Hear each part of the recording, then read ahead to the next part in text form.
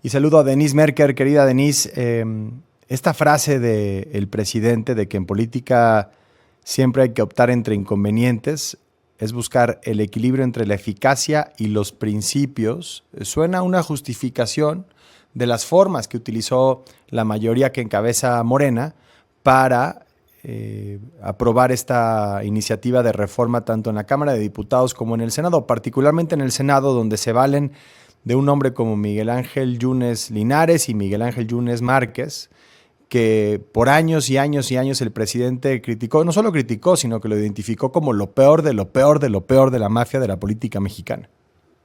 Pues es interesante, creo que esta frase que muchos hemos retomado es que fue muy claro en el intercambio que tuvo en la mañanera con Jessica Cermeño, lo que el presidente le dijo que si estaba bien tomar, aprobarla con ese voto, y dijo sí con cualquier voto, porque creo que es importantísimo el terminar con la corrupción y con la impunidad.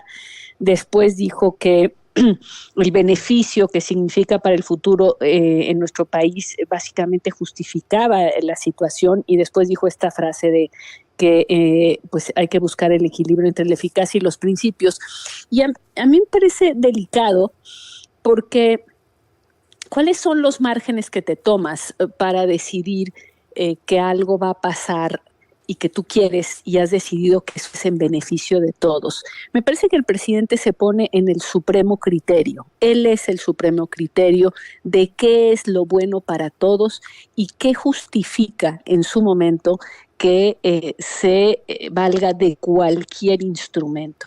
Y el cualquier instrumento, por supuesto que es importante en el caso de los Yunes, como no podemos creer que el instrumento que se utilizó fue el convencimiento, evidentemente teniendo tantas órdenes de aprehensión o investigaciones en contra de ellos, pues se usó la capacidad que se tiene de influir sobre las fiscalías, sobre simple y sencillamente hacer la justicia, y eso es lo que vuelve tremendo lo ocurrido, porque para tener una mejor justicia se negocia la justicia, pero al mismo tiempo no es la primera vez que vemos que el presidente usa lo que él considera que es su supremo criterio al que nos tendríamos que someter.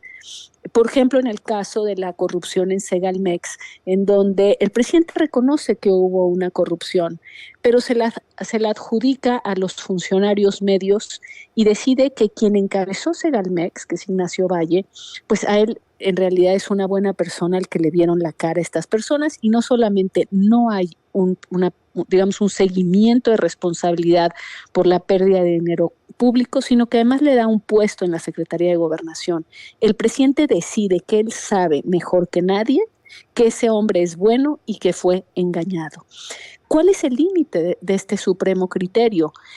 Sobre todo en un sistema que tiene cada vez menos contrapesos. Entonces, me parece que esto que vimos es inquietante, y que le hereda evidentemente a Claudia Sheinbaum pues una situación en la cual también tiene estos márgenes para en su momento tomar decisiones que deja tú que no sean nada bonitas, que sean horrorosas, feas, malolientes como las que vimos el otro día en el Senado, sino que con la justificación de que esto es un bien mayor, yo no me detengo. Fíjate que hablando de esto con Ana Laura Magaloni, gran experta, me decía que en México el poder nunca ha aceptado las limitaciones de la justicia, ni a hoy ni nunca.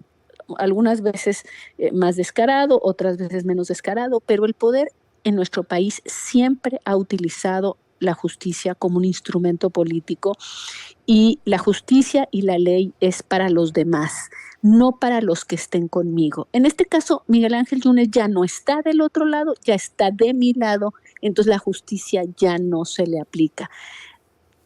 Hay que decirlo tal cual es, la sociedad no nos hemos fortalecido lo suficiente para imponerle al Estado y a quienes tienen y detentan el poder de manera transitoria, como es siempre, que también sean sujetos de la ley. Uh-huh. Esto no es exclusivo de México, como tú bien sabes por lo que sabes de Estados Unidos. Hasta allá hay el poder económico y político logra, pero pero es en los grados en que esto se logra. Y en nuestro país, pues digamos que el dinero y el poder sí te ponen por encima de la ley. Entonces, esa gran declaración del presidente de nadie por encima de la ley, bueno, nadie mientras yo en mi supremo criterio determino quién está del buen lado de la historia. Y este supremo criterio, sin entrar en ejemplos específicos, porque no me parece que sea relevante hacerlo o constructivo, pero ¿no crees tú que es un síntoma de la concentración de poder que hemos visto en otras partes?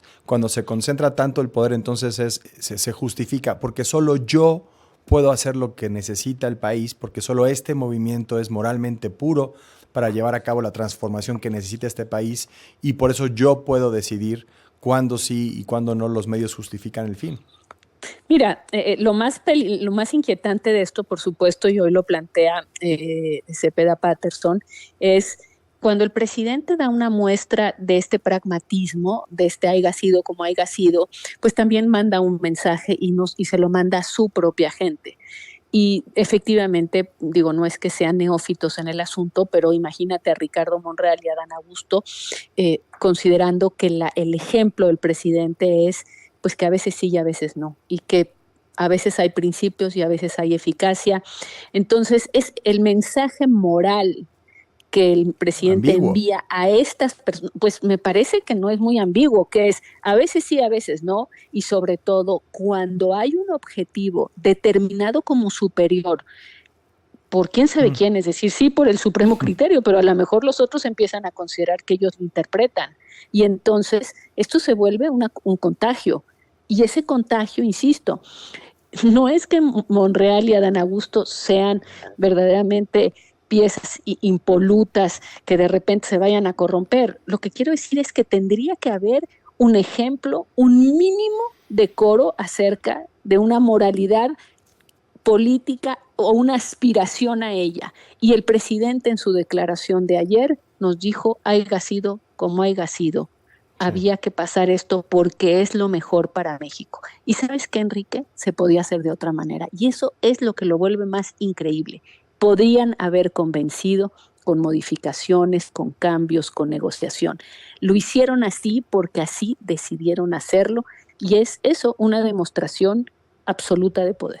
Y fíjate, sobre esta posibilidad de hacerlo de otra manera, construyendo consenso, con diálogo, con trabajo parlamentario, se lo preguntaba ayer a Gerardo Fernández Noroña y me decía, no era posible porque había desacuerdos fundamentales sobre el destino que debía tomar esta reforma del Poder Judicial, por lo tanto no había ni siquiera esta posibilidad de diálogo, lo cual me sorprendió muchísimo porque pues, me parece que ese es el mandato de los legisladores, pero la forma en la que lo justificaba era diciendo pues, que por esto votó la gente, que les dio una mayoría el 2 de junio para que hicieran esto, pero la realidad es que de la mayoría que pasó esta reforma, pues al menos 3 votos hicieron campaña justamente en el sentido contrario.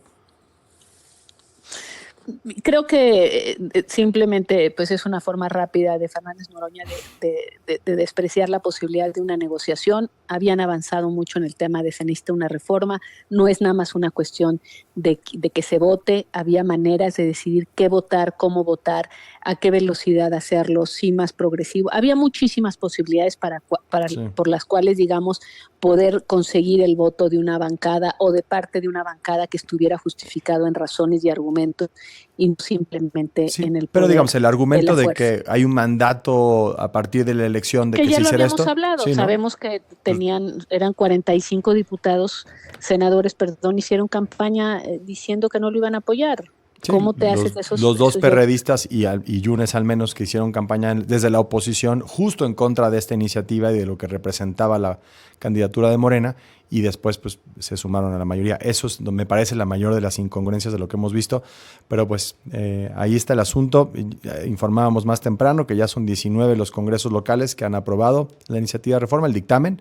Por lo tanto, pues se espera que pase al escritorio del presidente y que lo firme en cuanto esto ocurra, ¿no? Entonces, pues ahí el asunto. Y el tiempo nos dirá. El tiempo nos dirá. Querida Denise Merker, como siempre, un gusto, te mandamos un abrazo. Gracias, Enrique, un beso. Gracias. Un beso y un abrazo a Denise Merker. Bueno, le hacía esta pregunta al final a Denise. Lo central del mensaje, ¿no? De lo que nos decía Denise es esta parte en donde el presidente, pues, dice repitiendo, haya sido como haya sido, el asunto tenía que aprobarse porque es importante para México, es importante para el movimiento que representa el presidente López Obrador. Esa es la argumentación. Pero al final le preguntaba esto porque he escuchado una y otra vez, es que estamos haciendo esto, estamos pasando esta reforma a esta velocidad y de esta forma, porque el pueblo, pues hicimos campaña con eso y el pueblo nos votó y nos votó con esta mayoría y entonces pues es básicamente un mandato directo de te votamos para esto, hazlo y hazlo cuanto antes. Pero la realidad es que la mayoría con la que pasaron y aprobaron esta reforma, pues no hizo campaña en ese sentido. 2 senadores del PRD, los que se pasaron en el minuto 1 de partido a Morena, y Miguel Ángel Yunes Márquez hicieron campaña y obtuvieron votos prometiendo lo contrario. La verdadera traición no es solamente al Partido Acción Nacional, es a quienes votaron por los Yunes, en este caso por Miguel Ángel Yunes Márquez y su suplente, su papá Miguel Ángel Yunes Linares, con la promesa de que ellos iban a ir en contra de la plataforma que ofrecía el oficialismo. Eso me parece lo más grave de lo que hemos visto. Voy, hago campaña, obtengo los votos necesarios, diciendo que voy a ir por un lado, y en cuanto llego al Senado, voy por el otro. Y eso se utiliza para decir que siempre hubo un mandato desde el resultado electoral para que se cumpliera una agenda, independientemente de que yo haya hecho campaña en contra de esa agenda. Y luego todavía escuchamos al presidente López Obrador, a Gerardo Fernández Noroña, a la presidenta electa Claudia Sheinbaum, decir que había sido un discurso extraordinario y que hay que escucharlo, pues se lo deben de haber escrito. Porque de extraordinario no tiene nada. Lo he leído una y otra vez. Realmente yo no encuentro en dónde está lo extraordinario del discurso de Miguel Ángel Yunes Márquez, ¿no? Y está lleno de inconsistencias y de incongruencias de lo que prometió, no solamente en campaña, días antes de la votación, de lo que siempre ha dicho, de lo que representa en estos personajes para la política mexicana, del discurso desde Morena, de una transformación, de una clase política distinta y de tener que depender de los viejos mafiosos para cumplir con su agenda. Pues así, ¿no? Ahora sí que así no.